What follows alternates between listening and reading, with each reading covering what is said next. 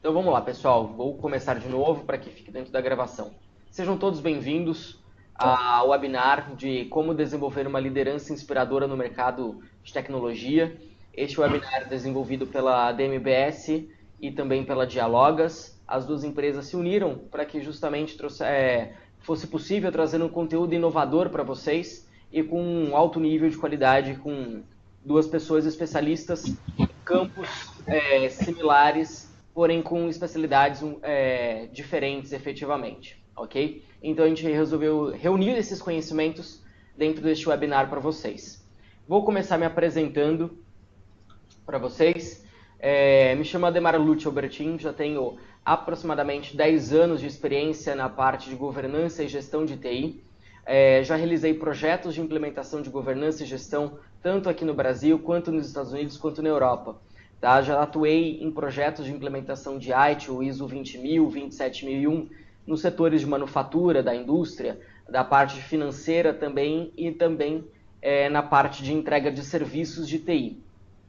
Atualmente sou certificado como ITIL Expert, auditor líder de 9001, 20000, 27, Green IT, gestão de informação de negócio, Lean Six Sigma no Green Belt, tá? E Cloud Computing. E também hoje já tenho mais de 4.500 alunos treinados em sala de aula comigo, ok? Vou passar a palavra agora para o Bruno para que ele se apresente a vocês. Bom dia, pessoal. Meu nome é Bruno Bacalcas. Sejam muito bem-vindos aqui ao webinar que nós estamos conduzindo aqui em parceria entre a Dialogas e a DMS. Meu nome é Bruno Bacalcas, eu trabalho com neurocoaching, sou formado em coaching pelo Neuro Leadership Institute, é um instituto americano que trouxe aí para o mundo aí a metodologia de coaching com base em princípios de neurociência. Durante a minha parte da apresentação vocês vão ouvir bastante um pouco essa questão como que a neurociência se aplica no ambiente de liderança, principalmente dentro do contexto de tecnologia. Trabalhei por mais de 20 anos no mercado de tecnologia e fiz a minha transição aí para a área de desenvolvimento de pessoas. Eu trabalho também com instrução de treinamentos comportamentais em diversos institutos. Também trabalho no corpo da Neuroleadership aqui em São Paulo, formando novos coaches, pessoas que querem se desenvolver dentro desse mundo do coaching. Eu também trabalho lá na equipe. Sou formado em engenharia, eu imagino que deve ter alguns engenheiros aí assistindo a gente. Tenho formação em engenharia elétrica pelo Instituto Nacional de Telecomunicações e pós-graduação na FGV, na área de gestão empresarial. Eu queria novamente agradecer a presença de todos vocês aqui. Vou devolver a palavra aqui para o Ademar para iniciar esse contexto da nossa conversa de hoje e daqui a pouco eu volto com vocês.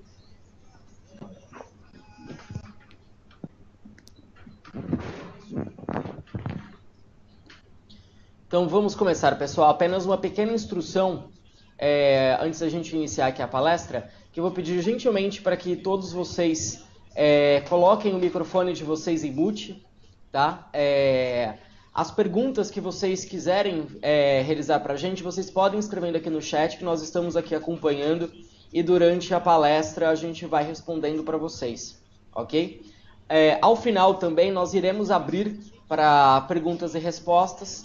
Então, se vocês quiserem também já ir mandando durante a palestra ou deixar para o final, não tem qualquer tipo de problema, ok? Iremos responder todas as perguntas e dúvidas de vocês. Então, nossa agenda é formada por uma visão geral da gestão de serviços, a definição das boas práticas, como funciona um sistema de gestão, as responsabilidades da alta direção, e a partir daí a gente começa a linkar o mundo de sistema de gestão de serviços com a parte de justamente ter uma liderança que é tão importante dentro das organizações, principalmente que tiveram ou passaram por qualquer tipo de implementação de alguma norma ISO, não somente da parte de gestão de serviços, ok? Então vamos lá, pessoal. Quando nós falamos efetivamente do mundo de tecnologia da informação, hoje em dia esse é um mundo bastante complexo. Já foi-se o tempo em que a gente efetivamente parava e entendia a TI como setor de informática, ok? Isso acontece por conta do quê? Hoje em dia a tecnologia avançou, e demais.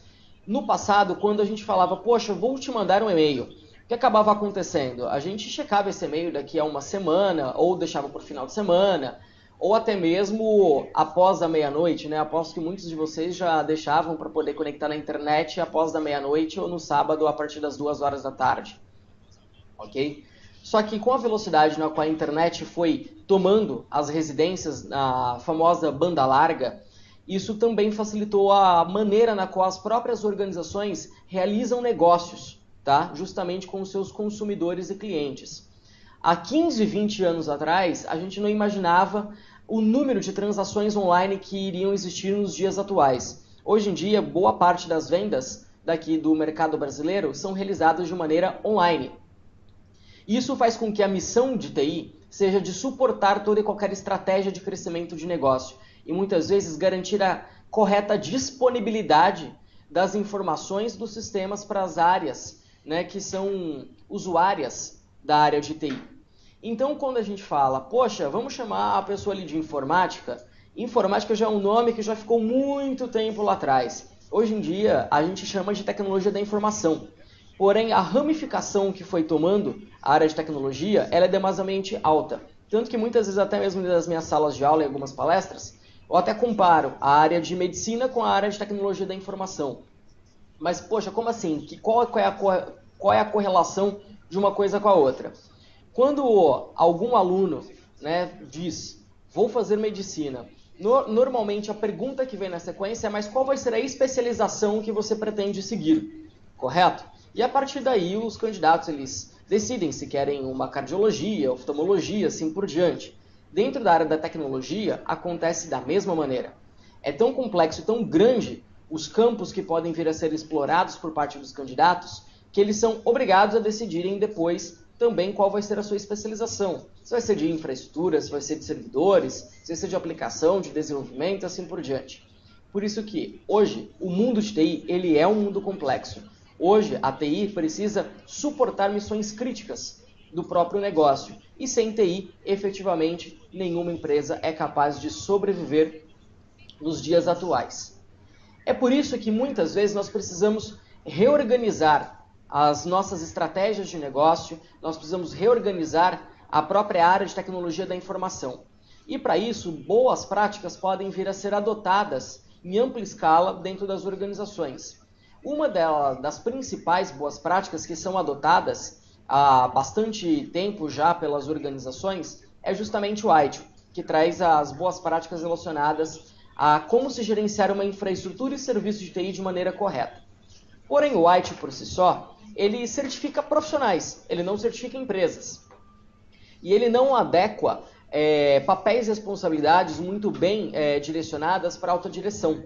O que significa alta direção? Alta direção é quem está lá no topo da pirâmide da organização.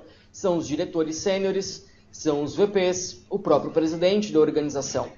E um dos pontos que a gente sempre engaja dentro de implementação de boas práticas ou de um sistema de gestão na entrega de serviços de TI é que a alta direção ela precisa estar comprometida, ok? Para que justamente o projeto de implementação e o próprio sistema de gestão ele seja patrocinado e fique vivo dentro da organização. É interesse normalmente dos próprios colaboradores fazer com que o sistema de gestão ele funcione de maneira adequada, mas sem o correto apoio se torna bastante difícil, ok? Agora, por que as empresas passaram a adotar essas boas práticas? Primeiro, para se tornarem mais competitivos no mercado, para que eles tenham maiores vantagens competitivas perante a concorrência, redução de custo. Ainda hoje em dia, a gente está num período do nosso país em que a gente precisa reduzir custos operacionais. Muita gente precisa otimizar as nossas atividades. E através de boas práticas isso se torna possível, porque as boas práticas foram criadas com base em experiências de profissionais de todo o mundo e há muitos anos. Para vocês terem ideia, essas boas práticas de gestão de serviços de TI, elas começaram a ser desenvolvidas lá em 1980, quando a gente mal falava em ter um computador pessoal dentro de casa. Ok? A noção de boas práticas também, elas fornecem o quê? Um fornecimento de práticas que elas são neutras, ou seja, elas não dependem de uma determinada tecnologia ou de outra. A gente não vai determinar sobre você precisa contratar determinada ferramenta, precisa investir tanto em ferramenta. Elas são abertas e ela nasce a partir da ideia de adote e adapte. Seria bastante errado das organizações fazer uma implementação com base naquilo que está estritamente escrito dentro das normas e dentro dos frameworks. Todos eles são abertos e todos eles devem ser implementados na maneira na qual as organizações necessitam. Até porque cada empresa tem um objetivo diferente, tem uma necessidade diferente. Então, utilizar, por exemplo, de templates sem adaptações ou fazer uma interpretação à risca daquilo que está escrito dentro dos requisitos e normas é um erro bastante comum dentro das organizações. Ok? E tudo isso é realizado para garantir o quê? Que o serviço ele seja entregue de maneira adequada. Até por conta do quê? Diferentemente de outros setores, quando nós falamos de entrega de serviço de TI, nós não estamos falando de produto, nós estamos falando de um serviço. Mas qual é a diferença entre lidar com produto e lidar com serviço? Por exemplo, aqui na minha mão eu estou segurando um pincel, ok? Que nós podemos utilizar aqui para poder justamente escrever aqui no quadro da sala de aula. Quando eu pego um produto, quando eu pego este pincel na minha mão, eu já consigo analisar visualmente se ele possui algum defeito ou se ele não possui algum defeito. Eu sou capaz de pegar, eu sou capaz de testar. Basta eu escrever no quadro que eu vou saber se ele está funcionando de maneira correta ou não. Agora, serviço de TI, vocês não pegam, vocês apenas percebem. E qual é a percepção, normalmente, das áreas usuárias da tecnologia em relação à prestação de serviço de TI? Eu tenho certeza que aí se eu perguntasse aqui para a maioria de vocês, todos vocês iriam me responder muito similarmente, dizendo que normalmente não é tão positiva.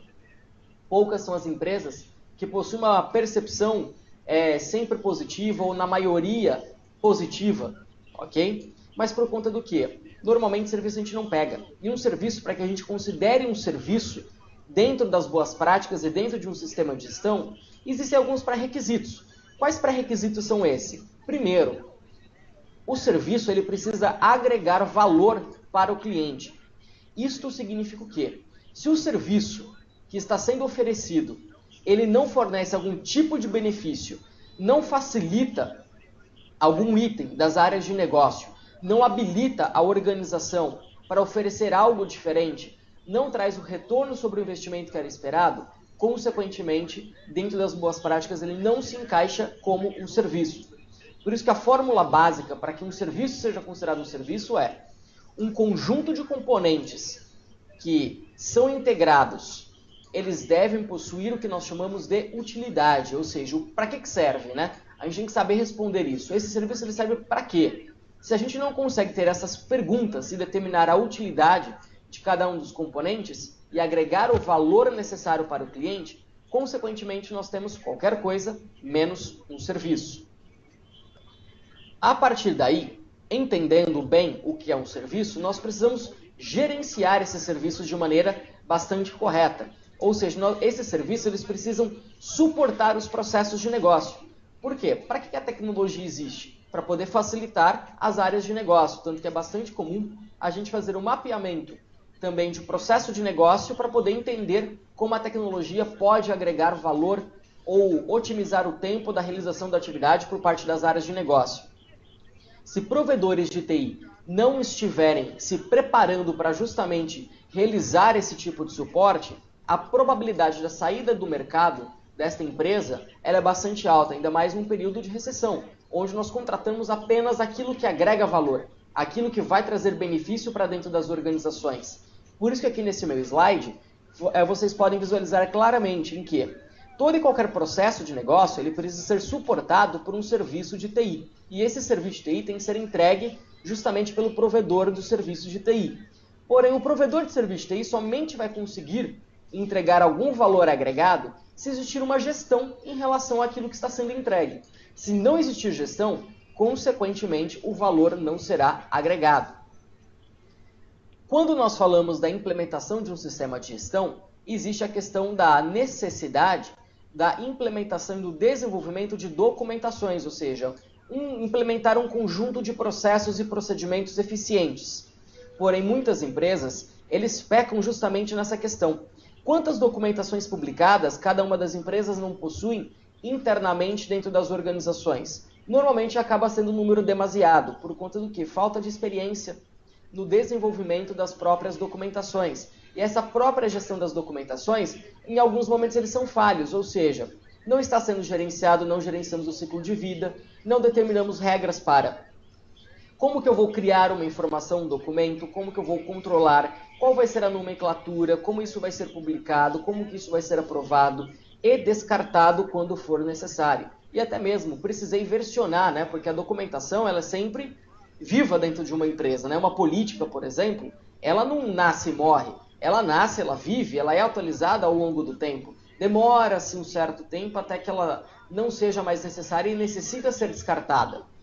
Todas essas questões relacionadas às documentações precisam de uma atenção necessária para evitar que um excesso de documentação ele possa vir a prejudicar de alguma maneira o correto entendimento sobre as principais políticas e diretrizes da organização. Ok?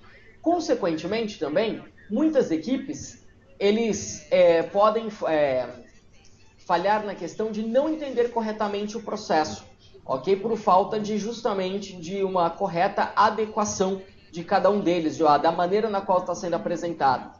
E a alta direção também não apoiar o desenvolvimento de documentações e políticas pode comprometer diretamente a gestão da organização. Se eu cruzo todas essas informações com o cenário que nós temos hoje em dia, esse estudo foi realizado pelo Gartner, tá? Ele mostra que 80% de falhas não são relacionadas à tecnologia, mas sim à falta de processos e pessoas que não foram capacitadas e treinadas. A duração das falhas, eles não dependem de questões não técnicas, ou seja, dependem de fatos não técnicos, ou seja, não é tecnologia que muitas vezes falha, mas sim a falta do conhecimento das habilidades empregadas de maneira adequada que fazem com que os times das áreas de tecnologia eles passem a demorar mais para realizar a resolução de toda e qualquer falha. Por isso que a gente prega que sistema de gestão de entrega de serviço tem que ter uma postura muito mais proativa do que reativa, porque a imagem de reativa as áreas de tecnologia já possuem. O desafio agora é justamente mudar. Porém, para que isso seja mudado, nós dependemos do fator que nós chamamos do fator recursos humanos. Porque são pessoas que escrevem processos, são pessoas que escrevem procedimentos, são pessoas que implementam e dão suporte para aquela tecnologia e atendem às áreas de negócio.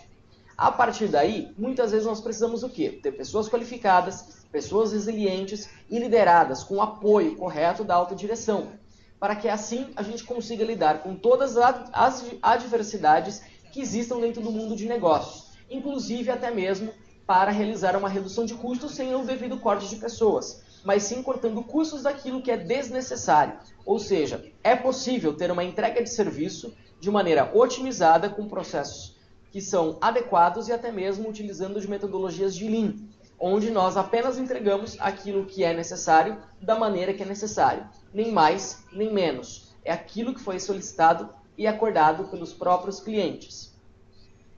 A partir daí, as próprias normas do sistema de gestão, eles determinam requisitos obrigatórios, justamente para que nós chamamos da alta direção. Quais são essas principais responsabilidades que são ditas dentro de toda e qualquer norma, tá, de sistema de gestão? Estabelecer políticas, objetivos e planos para que as pessoas saibam para onde elas devem caminhar e não caminhem para onde elas acham que elas têm que caminhar. Tem que transmitir a importância da realização dos objetivos, ou seja, primeiramente, determinar esses objetivos e deixar claro para todas as pessoas como é a contribuição. Isso até mesmo a gente implementa, talvez de uma maneira mais sofisticada, um balance scorecard, a gente transforma objetivos de negócio em objetivos de TI e aloca isso para cada uma das pessoas, para garantir que todo mundo esteja na mesma página e contribuindo da mesma maneira. Garantir que o requisito de cliente seja determinado. Por quê? Porque o cliente, muitas vezes, ele deseja muitos resultados, porém, poucas vezes isso está explícito claramente, ok? Muitas vezes a gente trabalha com requisitos que eles são implícitos de cada um dos clientes, e descobrir isso acaba sendo uma arte, né?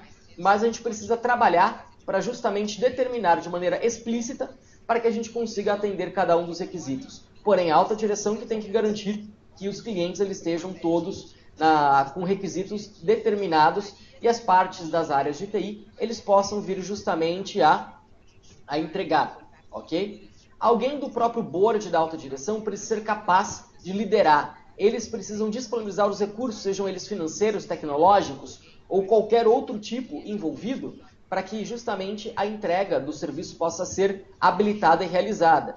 E assim também gerenciar os riscos de toda e qualquer situação adversa que pode vir a ser apresentada e até mesmo um plano de ação para que justamente a gente consiga tomar uma ação antes que aconteça justamente aquela falha em questão.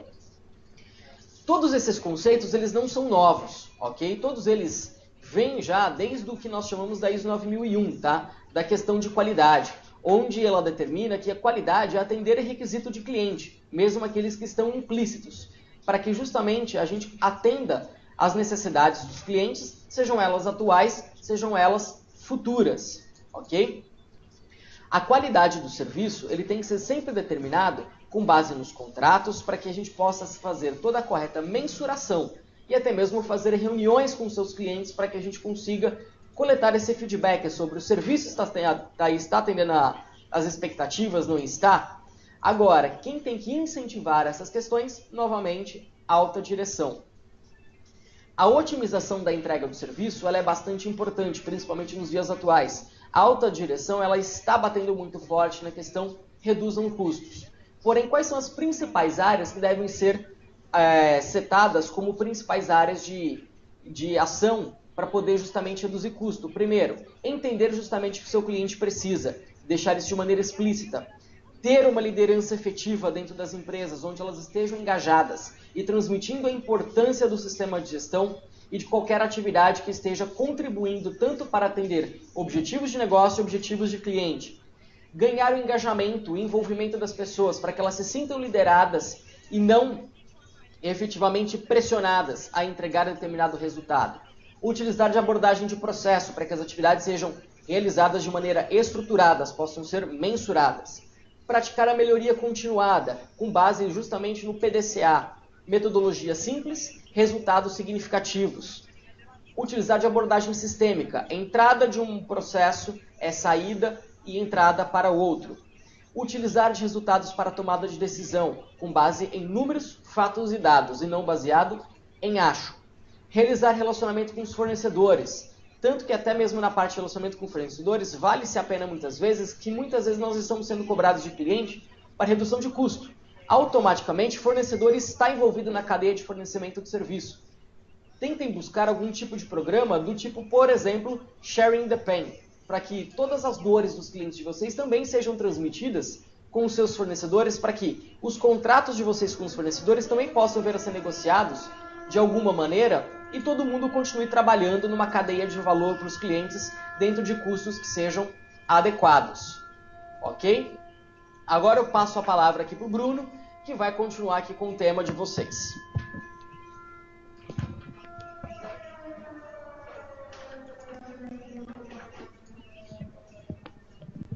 Ok, pessoal, muito bom. Ao final agora dessa minha parte da apresentação, eu queria muito que vocês conseguissem sair daqui com pelo menos uma ou duas ou talvez três passos, coisas que vocês possam já colocar em prática de maneira bastante tangível para trabalhar um aspecto que é muito importante dentro de tudo aquilo que o Adhemar acabou de trazer, né? Por que boa parte das vezes tudo isso que o Adhemar trouxe não é suficiente, né? Às vezes a gente ainda precisa dar um passo a mais, e aí tem alguns aspectos intangíveis, principalmente relacionados a questões comportamentais, que precisam ser trabalhados para que tudo isso que o Adhemar trouxe realmente traga o efeito que se busca, né?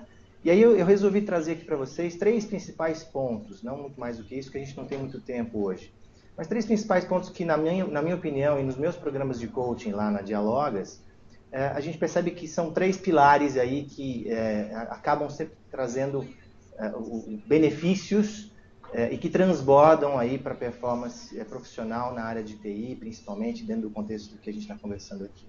São eles a inteligência emocional, algumas habilidades de gestão de conflitos, afinal de contas a área de tecnologia é repleta e recheada de conflitos, né? A gente acabou de ver aí uma série de acordos que o Adhemar trouxe e que necessitam interações entre pessoas, relacionamento, autoconfiança para poder conduzir conversas com assertividade, e conflitos são naturais que aconteçam nesse processo.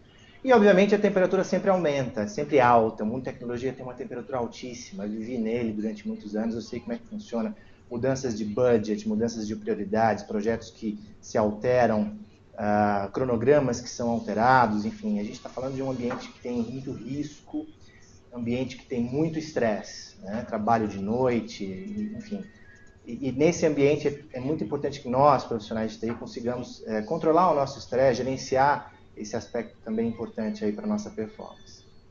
Bom, eu vou passar aqui o próximo slide e dizer para vocês o seguinte, com relação então à inteligência emocional, né? O que é inteligência emocional na prática? No fundo, a inteligência emocional é um item que está sendo trazido para o mercado agora mais recentemente, já se falou muito desse tema no passado, mas na prática é assim, é ser capaz de entender as suas próprias emoções, os gatilhos que disparam essas emoções, as consequências práticas, tangíveis que essas emoções provocam na nossa performance, na nossa relação com as pessoas, na nossa autopercepção, na maneira da gente se expressar, na nossa autoexpressão, na empatia. Identificar essas emoções até mesmo nas outras pessoas e entender a relação de causa e efeito entre a presença dessa emoção numa conversa, numa interação, e o efeito que isso traz para a qualidade dessa conversa. No fundo é isso. E aí a inteligência emocional, ela tem alguns pontos que eu queria trazer para vocês aqui. Por que é importante a gente, então, melhorar ou ampliar a capacidade de desenvolver essa inteligência emocional? Justamente para poder lidar nesse mundo de TI aí com esses diversos desafios. E um ponto importante que sempre vem à tona nos programas de coaching da Dialogas é essa questão da regulação emocional, de como lidar com essas emoções, como que às vezes essas emoções impactam na performance dos executivos da área de TI, principalmente, que são a grande maioria dos nossos clientes lá na Dialogas. E um dos pontos que a gente trabalha muito forte é a nomeação de emoções, né? A neurociência explica que o ser humano é o único ser que consegue dar nome para uma emoção. E o fato de você trazer um nome para uma emoção, você automaticamente está trazendo energia para aquela região do cérebro aqui da frente, que é o córtex pré-frontal. Isso automaticamente inibe toda a energia que está sendo colocada no sistema límbico, que é aquela área principalmente responsável, não é só ela, mas é uma das áreas principais aí, responsáveis pelo nosso lado emocional. Ao nomear com precisão a emoção, né, por exemplo, eu estou me sentindo mal, é diferente de dizer eu estou me sentindo com raiva. Né? Nomear precisamente e entender que isso é um mecanismo que você não é as suas emoções, né? Você é simplesmente um ser humano que está tomado por uma determinada emoção. Identificá-la com um nome preciso é sempre muito importante para a gente desenvolver essa musculatura chamada inteligência emocional. Né? E aí um ponto importante também, pessoal, a gente confunde muito pensamento com emoção. Isso é uma simbiose muito grande, né? Os pensamentos, eles estão juntos das emoções, disparam emoções e emoções disparam pensamentos. Mas é legal, se a gente pudesse, do ponto de vista cognitivo, diferenciar uma coisa da outra, né? Então, por exemplo, eu vou entrar para uma reunião e digo algo como, por exemplo, assim, sinto que há algo errado aqui. Na verdade, isso é um pensamento. Na verdade, você pensa que há algo errado ali. Talvez tenha uma emoção por trás. Então, é diferente de dizer, sinto medo. E por isso penso que pode haver algo errado aqui.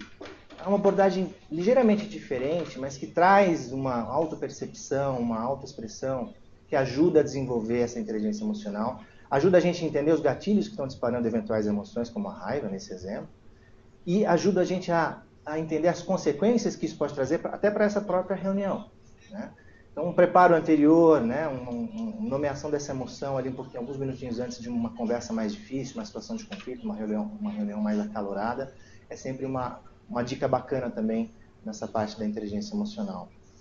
Outro ponto importante também diz respeito ao julgamento das emoções. A gente tem esse hábito, né, isso vem do lado do passado, às vezes da nossa infância, dessa coisa de que a emoção tem que ser meio que deixada de lado, e até um ambiente de trabalho, um ambiente que não tem muito espaço para emoção, né? Assim, a gente tem que tomar decisões racionais, e a emoção tem que ser deixada de lado, então a gente é educado dessa forma, quando na verdade a gente deveria agir de maneira diferente. O não julgamento da emoção é algo muito importante. Aprender a conviver com ela. Eu costumo dizer que as emoções, elas são mais ou menos como aqueles vizinhos, né? Alguns são convenientes, amigos, bacanas, outros vizinhos são já mais inconvenientes, e a gente tem que aprender a conviver com cada um deles. Então, de novo, não existe emoção ruim, emoção boa. Né? O que existe é a presença dela E é importante que a gente consiga identificá-la, nomeá-la e agir de maneira menos crítica em relação à sua presença no nosso ambiente. Aí traz também um outro ponto importante, né? Muita gente, ao sentir uma determinada emoção, como medo, raiva, sente-se vulnerável. Mas é importante que a gente perceba que o ser humano tem essas emoções e que isso não significa necessariamente vulnerabilidade. E que se realmente a gente puder aprender a conviver com essas emoções e entender que essa percepção de vulnerabilidade ela é saudável, porque afinal de contas nós somos seres humanos e temos que nos dar a ideia de que é legítimo sentir determinada emoção, a gente passa a ter uma convivência melhor com essas emoções, uma convivência mais prática e até trabalhar para que elas venham a nosso favor. A hora que a gente começar, nos programas de coaching, a gente trabalha muito essa questão da inteligência emocional, no sentido dessa identificação, do trabalho da presença dela no contexto do trabalho do coachee, né, dos nossos clientes, e traduzindo como que isso pode ser usado a favor da pessoa, né, a favor de quem está se submetendo a esse programa de coaching, para entender um pouco mais como utilizar essas emoções de maneira mais positiva, aprendendo a conviver com elas e diminuindo essa sensação que não deveria estar presente, que é essa sensação de vulnerabilidade. E aí tem um ponto importante também, né, gente? É essa questão da generosidade, né? O ambiente de TI, às vezes, ele é um ambiente tão inóspito, né? Tão agressivo, e a gente acaba sempre muito focando em nós mesmos, né? Então, a ideia aqui é que estar atento para ser mais generoso, né? E apreciar mais a qualidade das outras pessoas pode trazer um ambiente mais saudável e permite que a gente possa levar o cérebro das pessoas para o modo funcional de aproximação, que é um modo funcional onde o córtex pré-frontal está com energia suficiente para trabalhar, para tomar decisões, é o modo funcional do cérebro onde a gente consegue gerar insights. O ser generoso, apreciando as pessoas, gera uma série de neurotransmissores no cérebro, né, como a oxitocina, que é muito importante para a geração de novas ideias. E para um ambiente de TI, onde a inovação é fundamental, é muito importante que a gente consiga estar atento a isso, né? Quer dizer, poxa, será que eu fui generoso com essa pessoa? Até que ponto eu consigo melhorar essa minha habilidade, né? E uma dica que eu dou é assim, procurar fazer algumas anotações no final do dia, assim, até que ponto, dando uma nota, né, de 0 a 10, o quanto generoso você foi com as pessoas e o quanto você conseguiu de fato apreciar a qualidade que essas pessoas têm, principalmente da equipe na qual você está inserido, ok? Eu vou passar para o próximo slide, e o próximo slide traz aqui a relação do segundo pilar, né, que eu estou trazendo aqui hoje, que é habilidades para fazer uma boa gestão de conflitos. E aí eu queria dizer para vocês o seguinte, né, o que de fato é um conflito? Conflito nada mais é do que um mapa mental, né, sob o ponto de vista da neurociência, um mapa mental que conflita com o outro. Às vezes esses mapas mentais estão dentro de uma interação, mas às vezes eles podem estar também dentro da nossa cabeça, que é o que a gente chama de dilema, né? A gente trabalha muito isso dentro dos nossos programas de coaching na Dialogas, e é muito bacana ver como as perguntas poderosas, as abordagens que a gente utiliza, né? A dança do insight, as ferramentas de checagem de ações, o desdobramento dos objetivos dos programas de coaching em ações, ajuda todo esse processo ajuda as pessoas a entenderem um pouco mais a si mesmos, e isso traz benefícios significativos no sentido de aumentar a assertividade e a habilidade na gestão de conflitos. E alguns pontos que eu gostaria de trazer aqui para vocês, então é assim, muita gente fala, poxa, Bruno, eu queria evitar mais os conflitos, eu percebo que eu entro muito em conflito, né? Já recebi feedbacks dentro da empresa onde eu preciso evitar mais os conflitos, evitar a confrontação. E dentro dos programas de coaching eu questiono muito isso, né? E procuro trazer a pessoa para um patamar de pensamento um pouco diferente, através de algumas perguntas, de forma que ela consiga refletir sobre o que é evitar um conflito, na verdade, mas o que é gerenciar, né? Qual que é a diferença? E aqui eu trago um ponto importante. Na verdade, conflitos são necessários dentro de uma empresa. O conflito nada mais é do que uma ideia estabelecida conflitando com uma ideia nova. E a inovação, né, a mudança, ela exige esse conflito. Existe o motor, para funcionar, precisa ter atrito. É óbvio que não pode ser um atrito que não esteja muito bem ali azeitado, né? Bem lubrificado, porque senão a gente vai ter um estresse elevado e vai ter questões aí que vão fazer com que esse motor deixe de funcionar propriamente. Mas o fato é que o atrito, o conflito, ele precisa existir, só que a gente precisa aprender a gerenciá-lo.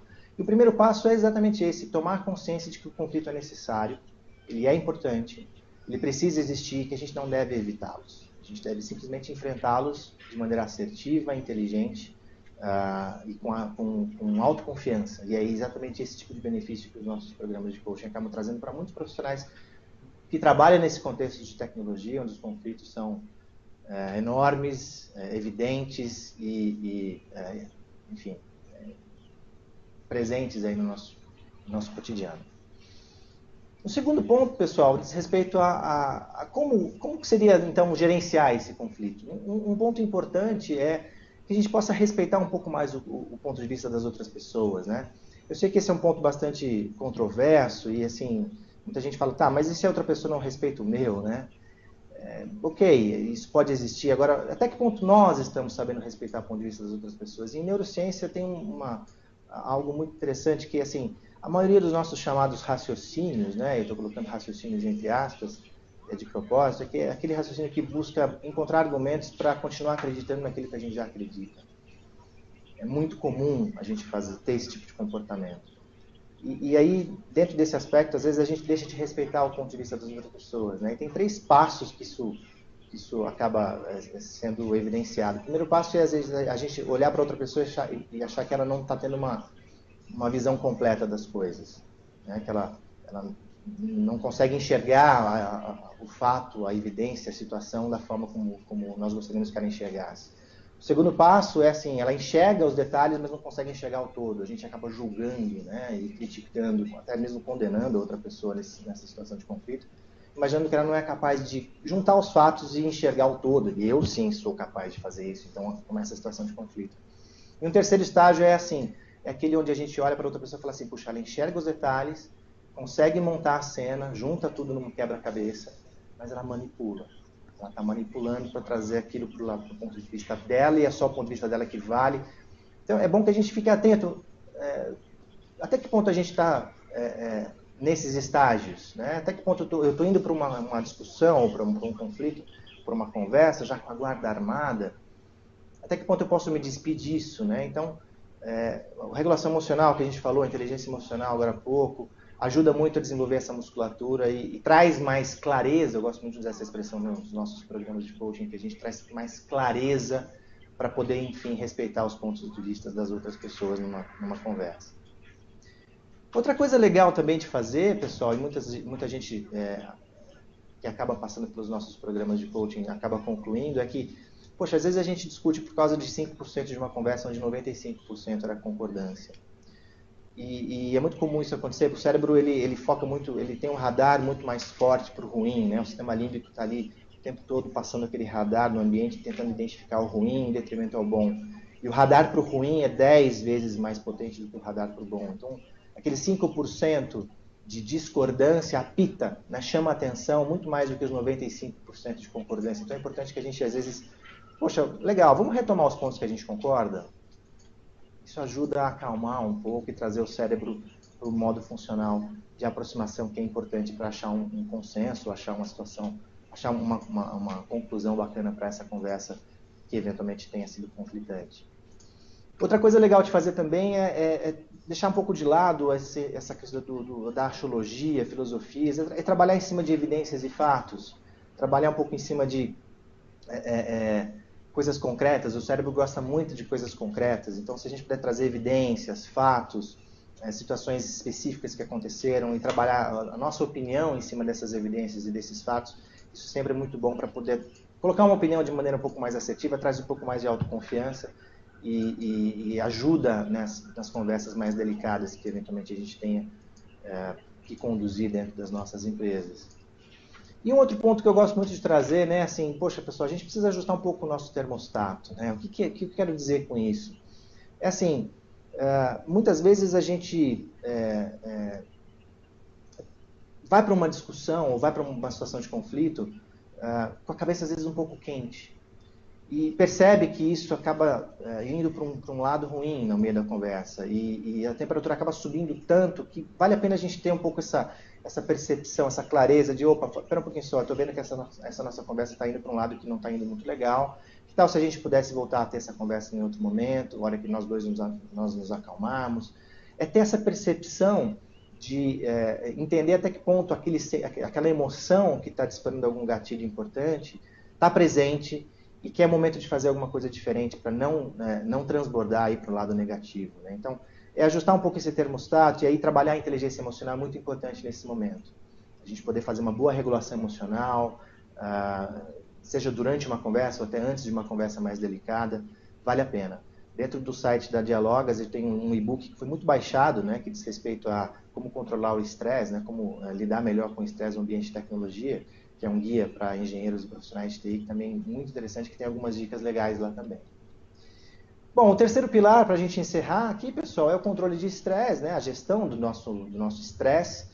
E aqui eu trago alguns pontos importantes que diz respeito principalmente a entender um pouquinho de onde que está esse estresse, né? Então, boa parte das nossas preocupações não está nas coisas, mas está no que pensamos delas. Por isso que está essa figura aí cheia de caixinhas de diálogo dentro da nossa cabeça, né? Boa parte das preocupações que a gente tem está ali dentro, não está fora, está ali dentro. Então, como é que está o nosso diálogo interno? Como é que está a nossa autossabotagem, né? Aqueles processos de autossabotadores, todos que a gente tem, muitos deles relacionados a questões de autoconfiança. Então, o saber dizer não tem muito a ver com isso, né? Tem muito momento que o estresse é gerado justamente porque eu começo a assumir uma quantidade tão grande de coisas por não saber dizer não e acabo ficando estressado. Em ambiente de TI é muito comum isso acontecer.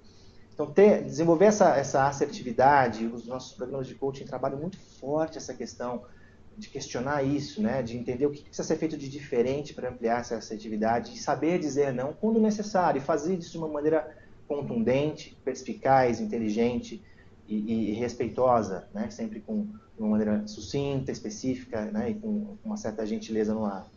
Esse é um ponto importante que a gente trabalha muito forte nos nossos treinamentos também.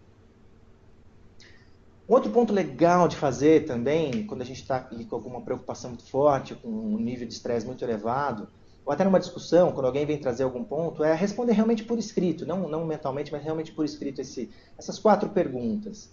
Qual que é o problema? Quais são as eventuais causas desse problema? Quais as possíveis soluções e qual a melhor solução? Definir muito bem o problema é muito importante. Muitas vezes só o processo de definição do problema já permite olhar para ele e falar assim, por que eu estou me preocupando com isso? Poxa, né? Parece que tem outras coisas muito mais importantes do que isso. Achar as causas, assim, não perca muito tempo nisso, mas tente pincelar uma ou outra causa do problema. Agora, invista bastante tempo em tentar encontrar as possíveis soluções e em eleger uma melhor solução para poder agir. O exercício de fazer isso por escrito é muito legal porque você ativa o córtex pré-frontal, né? A escrita faz isso. E isso inibe um pouco a energia do sistema límbico, faz com que a gente consiga trazer um pouco mais de clareza para tomar uma decisão ou para olhar para uma determinada preocupação, para um momento, uma situação de estresse e lidar com essa situação de maneira mais assertiva, mais adequada. Esse exercício é muito legal de fazer, eu tenho muitos clientes que passaram a responder essas perguntas e trouxeram feedbacks muito positivos do tipo, poxa Bruno, foi muito legal fazer esse exercício por escrito e eu acabei percebendo que eu estava me preocupando à toa com muita coisa. Né? Esse ponto é legal, pessoal, a área de TI, né? Nós todos como profissionais de TI procuramos depois tentar aliviar um pouco o nosso estresse com válvulas de escape. E boa parte dessas válvulas de escape são ferramentas, aplicativos, instrumentos de TI. Seja navegar na internet, seja buscar algum jogo online, alguma coisa. A ideia aqui, assim, do ponto de vista de neurociência, é procurar em alguns minutinhos durante o dia, no momento que você está muito estressado, buscar uma válvula de escape verdadeira, ou seja, algo, se possível, não relacionado com a área de TI. Buscar um livro, buscar alguma coisa que você possa abrir durante o dia ali rapidamente, um livrinho de frases ali na sua gaveta, algo que não esteja necessariamente vinculado à área de TI, como válvula de escape para tentar se desestressar um pouco ao longo do dia. Essa é uma dica bacana para a gente ter em mente aí. Poxa, até que ponto eu estou usando válvulas de escape que, em vez de me desestressarem, estão me estressando mais ainda. Né? E um último ponto aqui, pessoal, assim, muita gente se estressa, né? O ambiente de estresse, as situações de estresse, boa parte das vezes são geradas por pensamentos autossabotadores, por pensamentos que estão lá dentro, diálogos internos que nós conduzimos. E boa parte desses diálogos diz respeito a comparar-se com o outro. Aquela coisa de, poxa, o outro, né? Aquele colega meu ali da equipe, do time, o meu superior. A ideia é que assim, a gente precisa deixar um pouco de lado essa questão de querer ser o competidor dos outros e ser o próprio competidor, né? A gente fala muito disso nos nossos programas de coaching. Compare-se a si mesmo e não com o outro, né? Compare-se, o seu eu de hoje é melhor do que o seu eu de ontem. O que você pode fazer de diferente hoje para se tornar um eu melhor amanhã? Sempre olhando para você mesmo, tentando ampliar cada vez mais essa autopercepção, trabalhando sua inteligência emocional, habilidade de gerenciamento de conflitos e assim por diante, mas sem procurar se comparar com o outro. Uma das maiores fontes de estresse hoje, não só no mercado de TI e tecnologia, é esse ambiente, essa predisposição que a gente tem de ficar querendo se comparar com as outras pessoas, e isso gera um diálogo interno que traz aí vários autossabotadores complicados para a nossa carreira. Turma, da minha parte, o que eu queria trazer era isso, são esses 3 pontos. Então, para resumir, né, esses 3 pilares aí que eu trouxe para vocês. Eu queria abrir agora para perguntas e respostas. A gente passou aí de um pouco mais de 40 minutos de apresentação. 50 agora, é isso? Um pouquinho mais que isso. E aí eu penso que agora é um momento bem oportuno para que vocês possam trazer as perguntas que vocês queiram. Demora, a gente usa o chat para fazer essas perguntas? Tá, então, se vocês tiverem alguma pergunta agora, gostariam de trazer aí pelo chat, eu e o Ademar estamos à disposição aqui para quaisquer dúvidas que vocês tenham. José Mário está fazendo uma observação. Obrigado, José, obrigado pela sua observação aqui. Seja bem-vindo ao nosso webinar aí, obrigado pela participação e volte em outros. Tem algumas perguntas que eu creio que já estão chegando. Deixa eu ver se tem alguma outra aqui que eventualmente eu não tenha visto.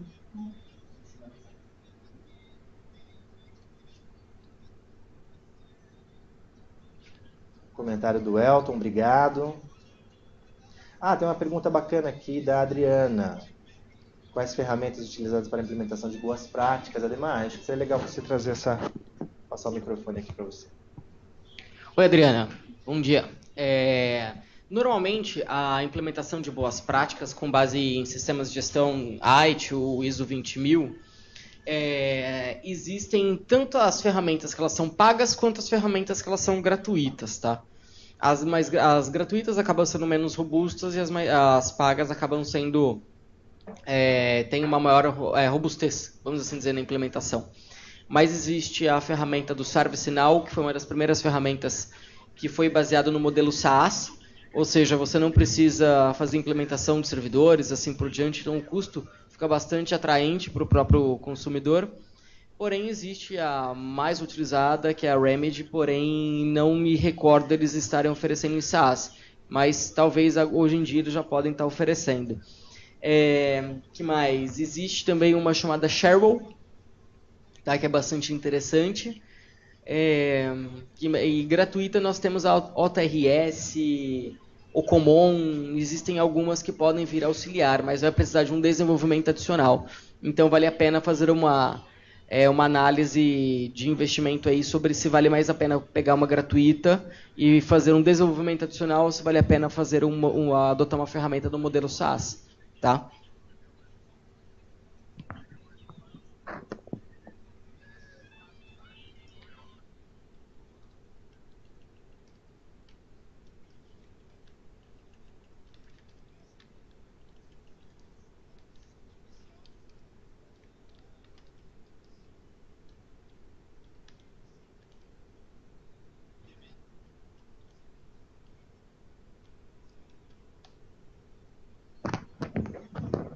Digitei aqui para ficar mais fácil para vocês.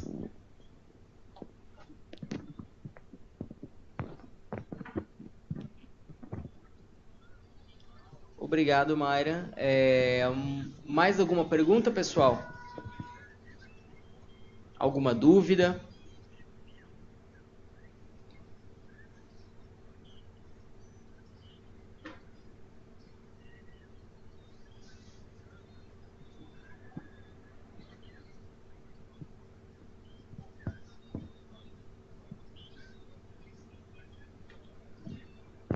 Pessoal, então agradecemos a participação de todos vocês e vamos encerrar agora a nossa transmissão e esperamos ver... Ah, não, chegou mais uma pergunta aqui. Essa aqui é para você, Bruno. Só um momentinho.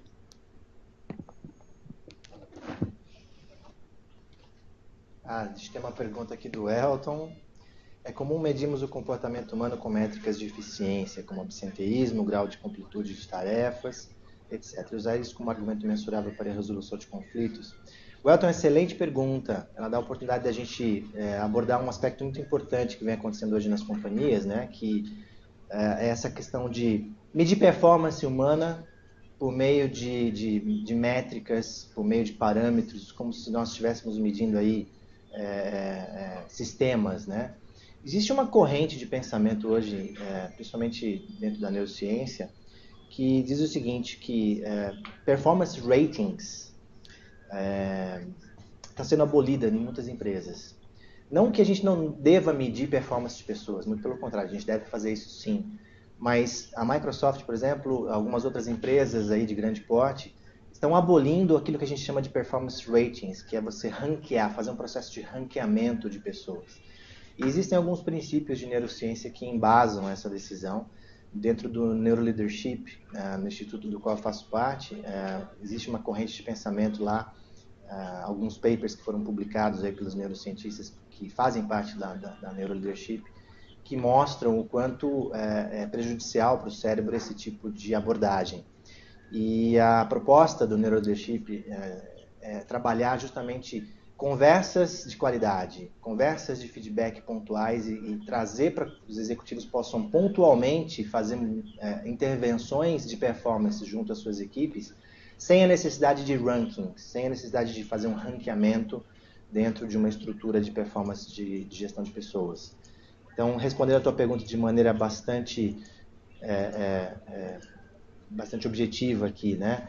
É importante usar, sim, métricas para medição, para fazer medidas de objetivos que as pessoas precisam cumprir. Mas no momento de fazer ranking, é preciso tomar um certo cuidado e trabalhar aí conversas de feedback que possam trazer aí melhorias de performance de maneira pontual, de maneira assertiva, inteligente e constante, né? Sem precisar fazer conversas de feedback aí só 2 ou 3 a cada ano, né? Como muitas empresas vêm fazendo. Ok? Obrigado pela sua pergunta. Está vendo, acho que mais algumas perguntas aqui.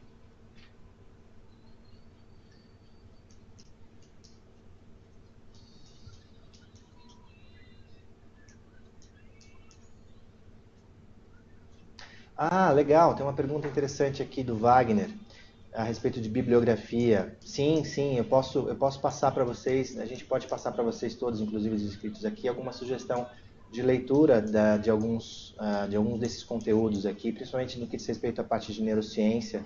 A Neuroleadership, que é um instituto do qual eu faço parte, eles têm lá um Neuroleadership Journal, que tem vários papers publicados que trazem aí conceitos de neurociência aplicada à liderança, e é muito bacana esse conteúdo. Eu vou depois passo para você, Wagner, e passo para todos também, para que vocês possam ter acesso.